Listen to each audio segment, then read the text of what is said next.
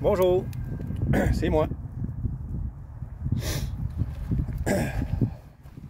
Eh bien, dû à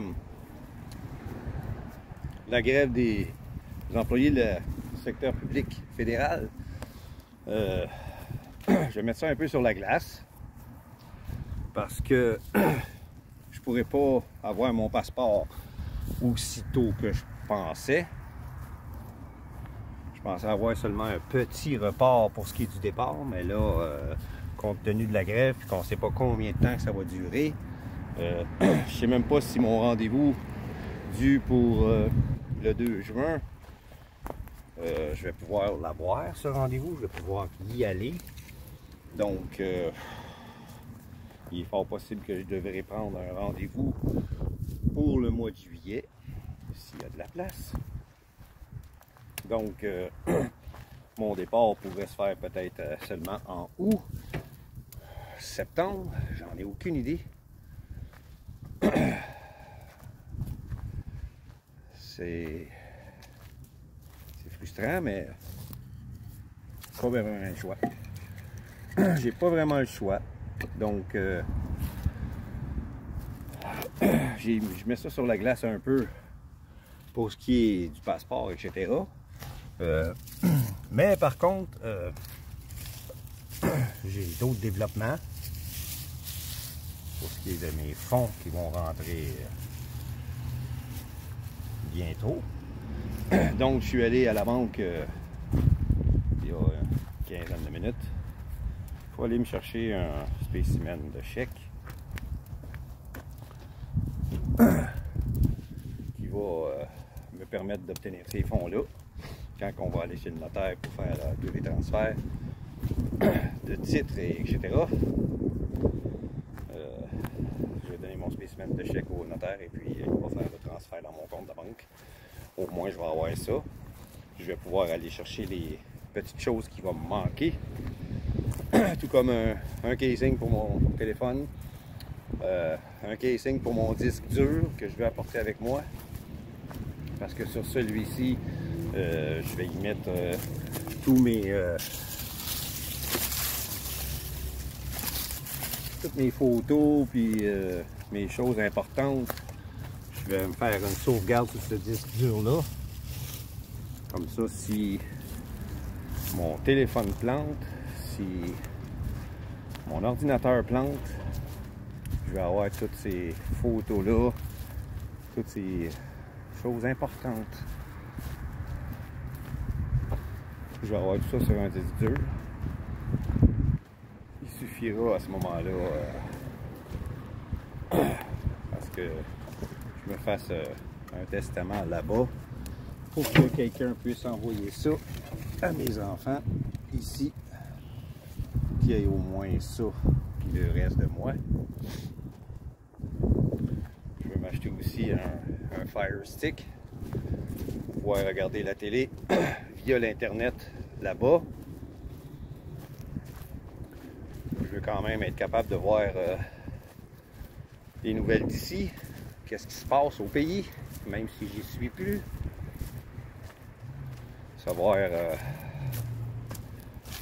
s'il y a des bonnes choses qui arrivent. Parce que si vous ne le saviez pas, je suis indépendantiste. Donc si jamais il y a des développements de ce côté-là, je veux le savoir. Ça serait bien, ça va me faire du bien de le savoir. De savoir que enfin le peuple québécois s'est réveillé, qui ont compris que vivre au sein du Canada, c'est plus un problème qu'autre chose. Parce que au cas où certains d'entre vous ne le savaient pas, si on quitte le Canada, ils vont être dans la merde. On les fait vivre avec nos richesses, avec nos taxes. On fait vivre le Canada. Même s'il y a une péréquation et un montant d'argent qui nous revient, les autres provinces ne sont pas contents parce qu'on en reçoit plus qu'eux autres.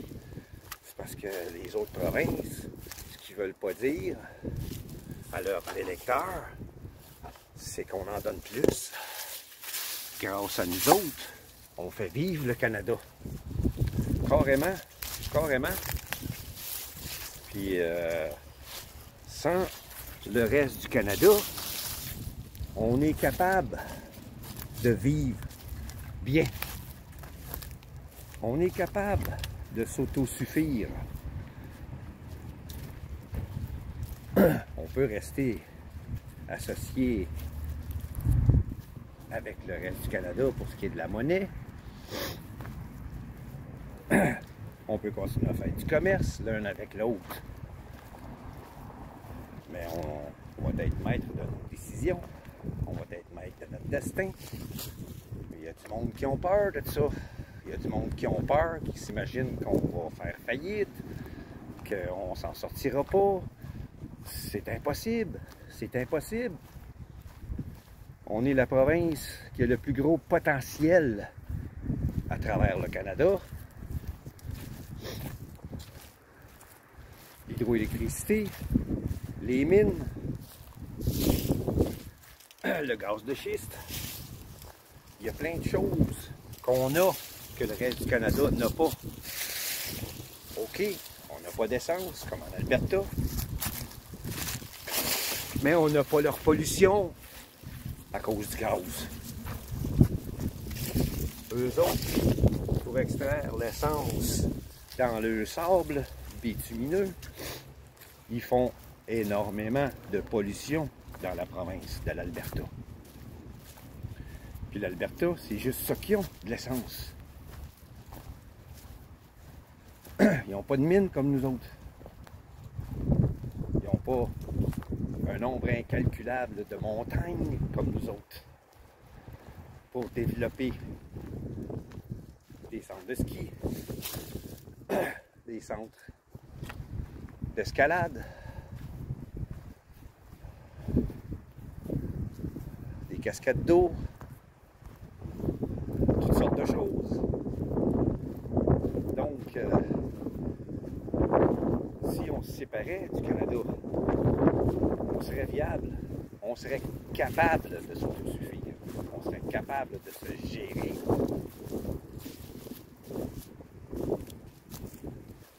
On pourrait être une nation. Mais les Québécois, ils ont peur des sacrifices qu'ils devront faire au début. Ils ne pensent pas aux générations suivantes. Ils pensent qu'à leur bien-être personnel. C'est la raison pour laquelle les référendums n'y ont pas passé. La peur qu'ils ont eu eux-mêmes, puis la peur générée aussi par ceux qui s'y opposaient, qui ont menti en disant qu'ils nous aimaient, etc., etc. Aujourd'hui, on en a la preuve qu'ils nous aiment pas. Ils passent le temps à nous bâcher sur les réseaux sociaux. Ils passent le temps à nous bâcher à la télévision, dans les journaux, dans toutes sortes de médias. Ils s'amusent à nous traiter comme des trous du cul, autant qu'ils le peuvent. Puis même chez nous, ils rient de nous autres.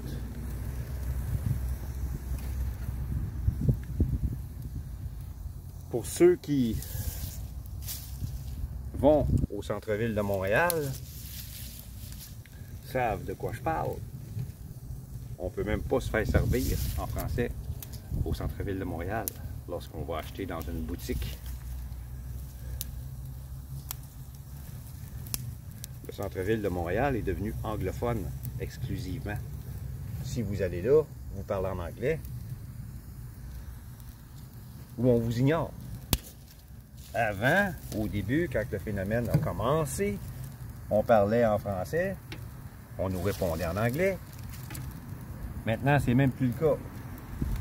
Peut-être à certains endroits, ça existe encore, mais j'ai vu plusieurs vidéos de personnes qui se plaignaient que on les ignore quand ils parlent en français en allant au centre-ville. On est dans une province francophone. Francophone. Et on ne peut même pas se faire servir en français à certains endroits. La ville de Montréal s'en vient de plus en plus allophone parce que beaucoup d'immigrants, quand ils arrivent ici, parlent l'anglais. Et vu qu'on n'a pas les ressources, le personnel pour encadrer ces personnes-là, pour leur apprendre le français, ben ils ne l'apprennent pas. Donc, la ville de Montréal, le centre-ville de Montréal et même d'autres parties de Montréal devient de plus en plus allophone. Beaucoup de Québécois francophones, et non pas dire de souche, parce que des Québécois de souche, il n'y en a pas beaucoup. On va vous dire, bien franchement, là, j'y crois pas. 80%, si c'est pas plus, des Québécois francophones ont du sang autochtone. Parce que pour survivre, il fallait se mêler aux premiers occupants. Donc, c'est ce qui a été fait. Et c'est pour ça qu'aujourd'hui, il y a autant, un si gros pourcentage de la population francophone du Québec a du sang autochtone. Donc, mon projet est sur la glace pour l'instant. Les choses monétaires vont avancer. Et puis, je vais pouvoir acheter les quelques petites choses qui me manquent. Préparer mes bagages, probablement, d'ici à ce que je puisse aller chercher mon passeport. Et à ce moment-là, je pourrais acheter mes billets d'avion. D'ici là, je mets ça sur la glace. Vendredi prochain, je vais appeler au consulat. On verra. Donc, ma vidéo se termine ici en vous disant que si vous aimez le contenu, abonnez-vous. Et puis, aimez mes vidéos. Allez toutes les voir. Aimez mes vidéos.